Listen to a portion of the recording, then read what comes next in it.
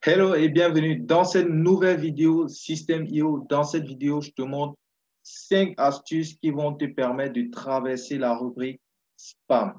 Alors, lorsque tu es dans la rubrique spam des personnes, c'est très mauvais parce que tes mails, ils ne seront pas lus.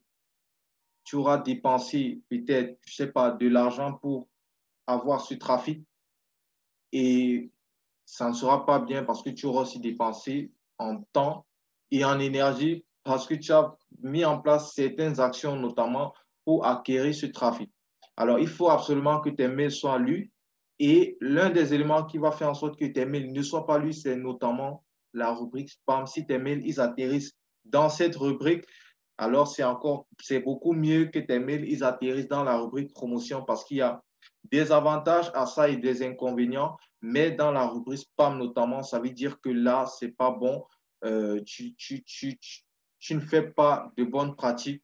Tu n'es pas crédible. Et si tu n'es pas crédible, alors ton business, il n'est pas bien du tout parce que tu le sais, tu as déjà peut-être entendu cette expression, l'argent se trouve dans la liste. Et vraiment, l'argent se trouve dans la liste. Si tu envoies des mails pour promouvoir tes produits, tes services, à tes contacts et s'ils ne voient pas tes mails, alors là, tu es foutu parce que ils ne vont tout simplement pas voir et il n'y a pas de chance qu'ils partent plus loin peut-être en achetant parce qu'ils n'ont même pas vu. Ça, c'est la première étape pour qu'une personne achète ton offre, ton produit, ton service. Il faut que cette personne voit ton mail et pour que cette personne voit ton mail, bon, pas forcément le mail, il faut que cette personne voit ton produit. Et maintenant, il y a plusieurs façons de montrer son produit. Ça peut être avec de l'emailing. Et si c'est avec de l'emailing et que les gens ils ne voient pas tes mails, alors ça veut dire que voilà, ce canal il ne passe tout simplement pas.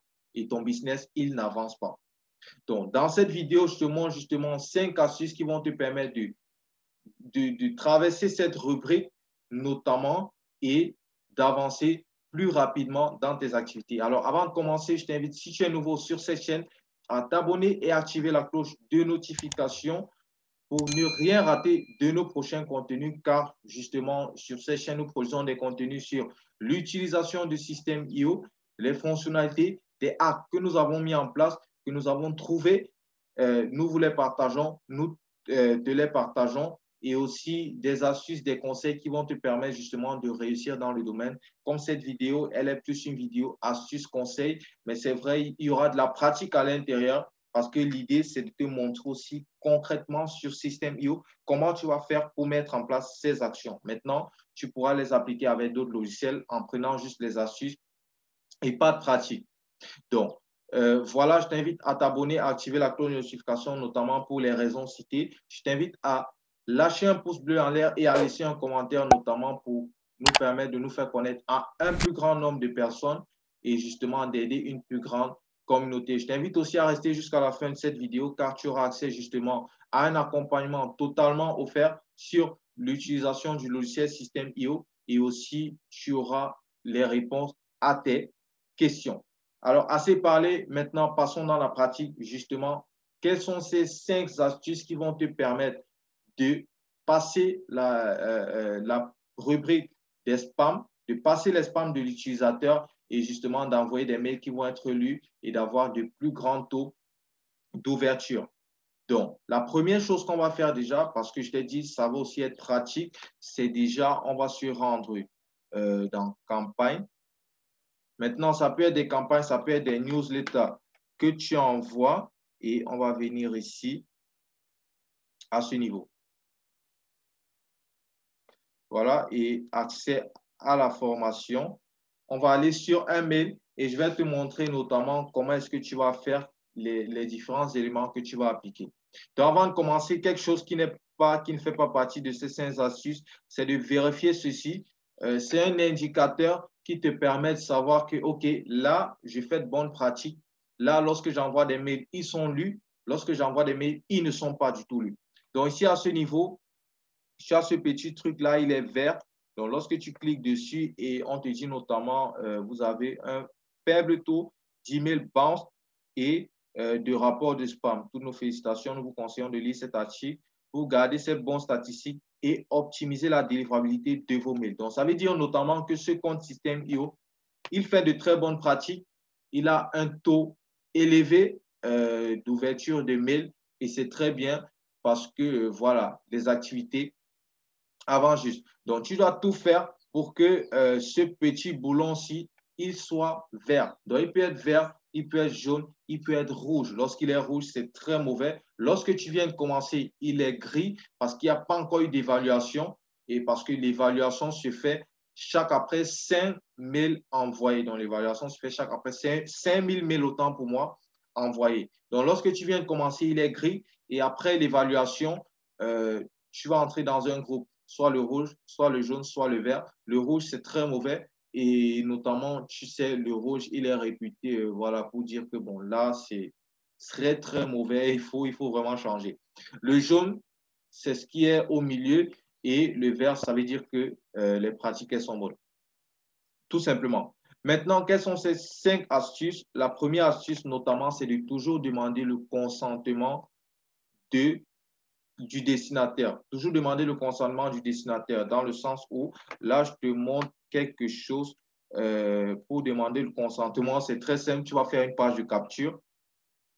Donc, tu vas faire une page de capture comme celle-ci, par exemple. Bon, peut-être pas aussi compliqué, mais tu vas faire une page de capture. Tu vas faire une page de capture notamment. Excuse-moi, là, ça prend un peu de temps. Donc, tu vas faire une page de capture et c'est sur cette page de capture que la personne, elle va venir, elle va s'inscrire et après être inscrite sur cette page de capture notamment, donc tu peux voir là, c'est une page de capture et c'est lorsque la personne s'inscrit, donc là, je peux fermer. Donc, c'est lorsque la personne s'inscrit que la personne va venir atterrir dans les contacts ici à ce niveau. Donc, dès que la personne est inscrite, la personne atterrit dans les contacts, ça veut dire que la personne a donné son consentement. Ce que je te conseille de faire, et notamment à ce niveau, c'est de ne surtout pas remplir des adresses email, créer des contacts toi-même, peut-être voilà, prendre des contacts des personnes et mettre toi-même dans ta base de données email. C'est justement ça parce que lorsqu'une personne remplit ta page de capture, lorsqu'une personne arrive sur ta page de capture, remplit les informations, ça veut dire que cette personne te donne son consentement et ceci, il y a tout un processus, il y a tout un processus qui est mis en place.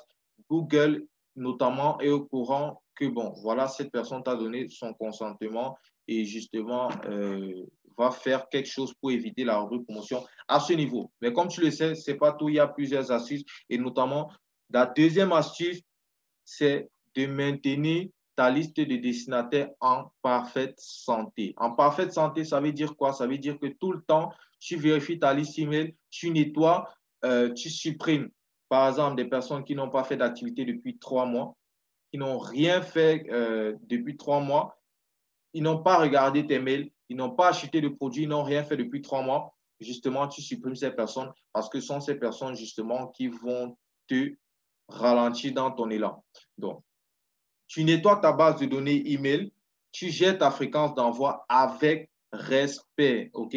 N'envoie pas un mail aujourd'hui, demain, après-demain ou en une journée, tu envoies peut-être 5, 10, 5 mails, que ce soit 2, 3 mails. Non, tu fais ça avec respect, tu te mets à la place de ton contact, tu te mets à la place de ton destinataire et tu te demandes, OK, alors si c'était à moi qu'on envoyait 3 mails de promotion par jour, si c'était un mois qu'on envoyait 4, 5, 6, 7, 8, 10 mails de promotion par jour, comment est-ce que je réagirais? Lorsque tu le fais, si c'est que tu envoies beaucoup de mails à la personne va se sentir spammée et la personne va directement te mettre dans les spams ou alors directement Google va te mettre dans les spams de la personne si la personne ne regarde pas tes mails parce que si tu envoies 10 mails à une personne en une journée, je t'assure que la personne, elle ne va pas voir tous tes mails.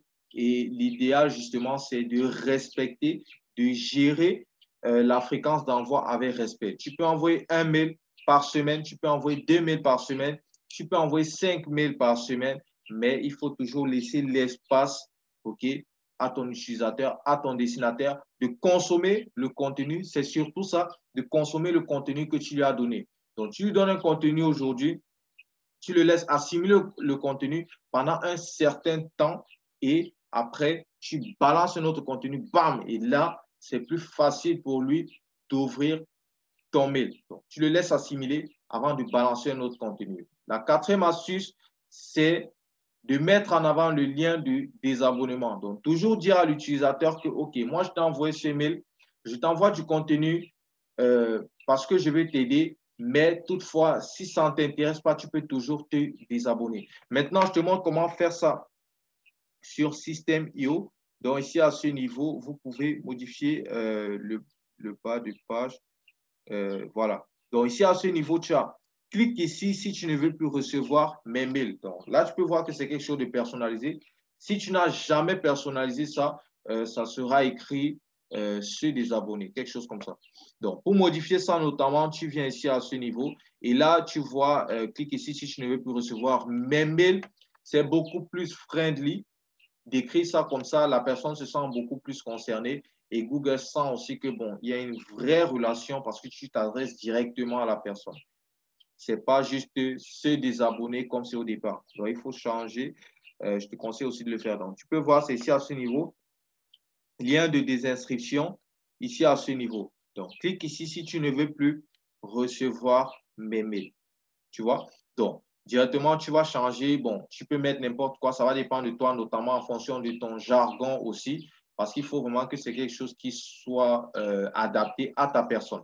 Donc, je t'ai donné ces 5 astuces. Maintenant, j'ai plusieurs bonus pour toi, notamment, je suis en train de voir beaucoup de trucs que je peux te montrer ici à ce niveau. Donc, notamment, tu as ceci à ce niveau, tu as l'adresse. Ce n'est pas pour rien que l'adresse est là. C'est vraiment pour traverser ce filtre de spam, pour montrer à Google que, voilà, OK, je n'ai pas peur de montrer où je me trouve, OK, parce que je ne fais pas de mauvaises pratiques, OK. Je n'ai pas peur de montrer où je me trouve. Je me trouve ici à ce niveau et maintenant, si c'est que l'utilisateur a un souci, il peut venir me trouver là et je n'ai rien à me reprocher. Donc, ça veut dire que je fais les choses de façon correcte. Donc, n'hésite pas à toujours mettre ton adresse sur ton mail. Ça fait beaucoup plus crédible. Et aussi, la personne à qui tu vas envoyer le mail, lorsqu'il va voir ça, il sait que, OK, tu te trouves à tel niveau. Même s'il a un souci, OK, bon, il peut envoyer l'armée te chercher. Bon, on ne va pas jusque-là, mais vraiment, c'est pour te donner un peu une idée de ce que l'utilisateur peut ressentir comme frustration quand il ne sait pas avec qui est-ce qu'il communique. Donc, toujours mettre une signature qui soit vraiment toi. Nom de l'expéditeur, ne surtout pas mettre le nom de ton entreprise, ne pas mettre Astuce Mania, ne pas mettre System.io, ne pas mettre le nom d'une entreprise, mais mettre ton nom. Donc, c'est toi qui envoies le mail, donc c'est ton nom que tu vas mettre à ce niveau, notamment, et aussi ici au niveau de l'adresse email, ici à ce niveau, n'hésite surtout pas à mettre ton prénom. N'hésite surtout pas à mettre ton prénom parce que lorsque Google voit Jean-Louis et Jean-Louis, ça fait beaucoup plus crédible et j'ai beaucoup plus de chances d'arriver dans la boîte principale. Et aussi, ici, tu configures l'authentification de ton nom de domaine, notamment si tu ne sais pas comment le faire, je t'invite à cliquer sur l'icône qui apparaît en haut à droite de l'écran. Tu vas accéder à cette vidéo qui va te montrer comment le faire très, très, très facilement. Donc, je t'ai donné 5 astuces et plusieurs bonus qui vont notamment te permettre de passer cette rubrique spam voilà, qui n'est pas du tout bien. Alors, c'est une très, très mauvaise chose pour ton business. Alors, tu le sais. Donc, dans cette vidéo, tu as eu ces 5 astuces. Et si ce contenu il t'a été utile, si tu as aimé cette vidéo, n'hésite pas une fois de plus à lâcher un pouce bleu en l'air. Dis-nous ce que tu as pensé de cette vidéo dans les commentaires. Dans la description, justement, tu as un accès à ton accompagnement parmi tous les liens qui sont dans la description. Tu as l'accès à un accompagnement sur System.io. Notamment dans cet accompagnement, tu vas découvrir, notamment, il y a une vidéo qui t'explique pas à pas comment ça se passe. Donc, voilà, c'est tout pour cette vidéo et moi, je te dis à très bientôt.